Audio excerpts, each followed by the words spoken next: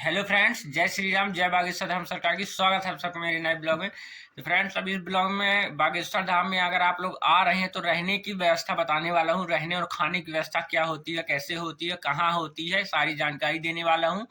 तो जो जाइए वीडियो देखिए। आप लोग कॉल कर पूछ रहे हैं रहने खाने की व्यवस्था, तो मैंने सोचा एक ब्लॉग बना देते हैं।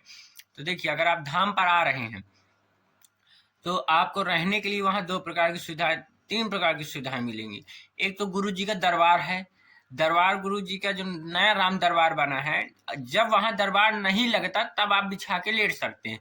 अगर दरबार लग रहा है तो वहाँ नहीं लेटने देंगे आपको। तो अभी 1 से 6 तक का कोई कंफर्म नहीं है, क्योंकि कार्यक्रम भी है, यज्ञ भी है, वहाँ दरबार भी लगना है, तो कोई कंफर्म नहीं कि लेटने देते हैं कि नहीं लेटने देते। दूसरा है, उसी एक ही नंबर में है कि आप जब मंदिर से नीचे उतरते हैं तो कार्यालय के सामने टीना का बना हुआ है, आजू बाजू से खुला हुआ, ऊपर टीना छाए हुए हैं, वहां आप अपना बिछा के लेट सकते हैं। सफाई नहीं रहेगी वहां। फिर उसके बाद है कि आप 100 रुपए गद्दे, आपको जो वहाँ दुकानें खुली हैं वहां आप जब जाएंगे धाम में, आप देखेंगे हर एक दुकान में आपको रहने की व्यवस्था मिल जाएगी। वहाँ ये नहीं कि इसी दुकान बस में, आपको हर एक दुकान में रहने की व्यवस्था मिल जाएगी। उस पर कुछ दुकानें ऐसी हैं जहाँ आप रहने के साथ साथ आपको फ्रेश होने की व्यवस्था मिल जाती है, बाथरूम मिल जाता है। कुछ दुकानें ऐसी हैं सिर्फ आपको रहने की सुविधा देंगी, फ्रेश होने के लिए आपको दूर जाना पड़ेगा। थोड़ा ही दूर है, वहीं धाम के अंदर ही है, 10 रुपए लगेगा, तो वहां जाना पड़ेगा आपको। कुछ व्यवस्थाएं ऐसी हैं। और जिनको प्राइवेट रूम चाहिए, तो देखिए प्राइवेट रूम भी वहाँ 2 तरीके के हैं। एक है कि धाम मंदिर के नीचे उतरते हैं उसी के थोड़ा सा पहले जो दुकानें हैं, दुकान के अंदर आपको रूम मिल जाएगा।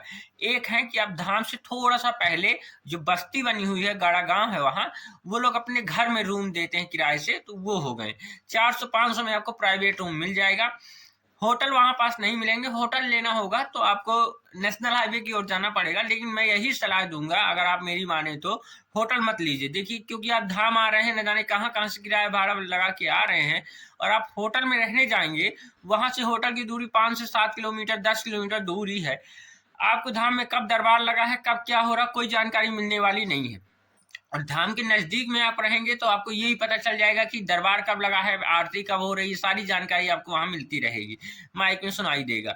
होटल लेंगे, होटल दूर पड़ जाएगा। तो अगर आपको प्राइवेट रूम चाहिए तो आप धाम के पास 2 ऑप्शन है। एक तो धाम के पास ले लीजिए, दुकानें होटल खुली है मिठाई ठाई की और खाने की, उसी के अंदर आपको देंगे, वहां बाथरूम भी आपको मिल जाएगा। दूसरा, बस्ती में चले जाइए, बस्ती में आपको रूम मिल जाएगा, घर में अपने देते हैं, एक कमरा दे देते हैं। तीसरा, वहां हर एक दुकानों में आपको 100 रुपए का मिल जाएगा। एक आदमी अगर लेटेगा तो 100 रुपए, 2 गद्दे का 200 रुपए, लेकिन एक गद्दे में अगर 2 लोग लेट जाते हैं तो 150 रुपए में मिल जाना है आपको।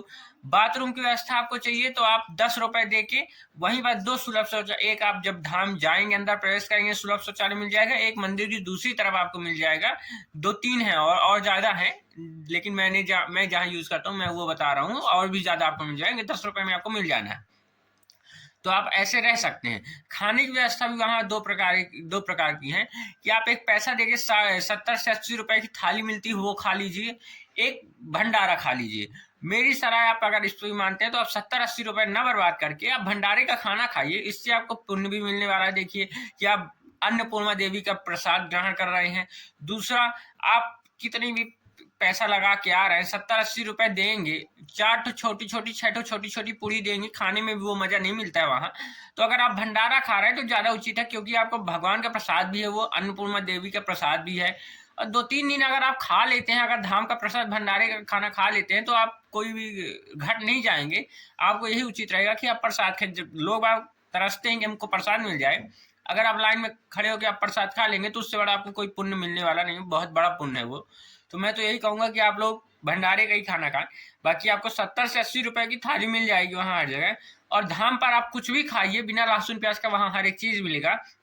वहां जो चाट फुल्की चाइनीज सब कुछ मिलता है, वो सब बिना लहसुन प्याज का मिलने वाला है, तो आप खा सकते हैं। रहने की व्यवस्था भी मैंने आपको बता दी है कि 100 रुपए गद्दा मिलेगा। अगर आप रहना चाहें तो 100 रुपए गद्दा वाला कंफर्टेबल रहता है, आप वहीं रहिए। प्राइवेट रूम लेने को कोई मतलब नहीं। देखिए, सामान की अगर आप सोचें कि सामान की रखवाली हो, तो सामान की रखवाली 100 रुपए वाले में भी हो जाना है। आप दुकान के अंदर हैं, दुकान के अंदर सामान रख लीजिए, दुकानदार आपका सामान देके रहेगा। 100 रुपए वाला ज्यादा उचित है। आप गद्दा आपको मिल जाएगा, वहीं आपको जगह में मिल जाती है, बिछा बिछाया गद्दा मिलता है, गद्दा लिटाने को नहीं मिलता, आप वहीं लेट सकते हैं।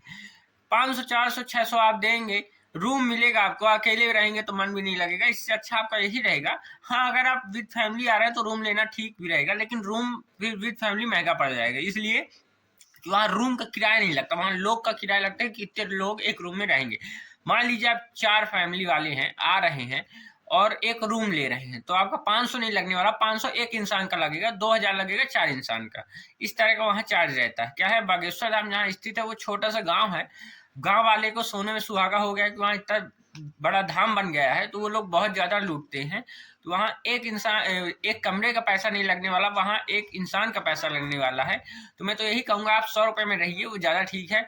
अगर दरबार में लेटने की व्यवस्था मिल जाती है तो उससे तो अच्छी कोई बात ही नहीं है, नहीं मिलती तो आप 100 रुपए दे के रह सकते हैं।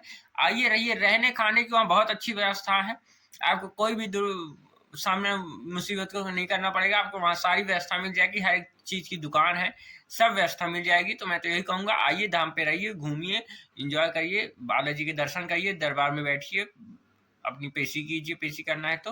अब आज के ब्लॉग में इतना ही। जय श्री राम, जय बागेश्वर धाम सरकार की।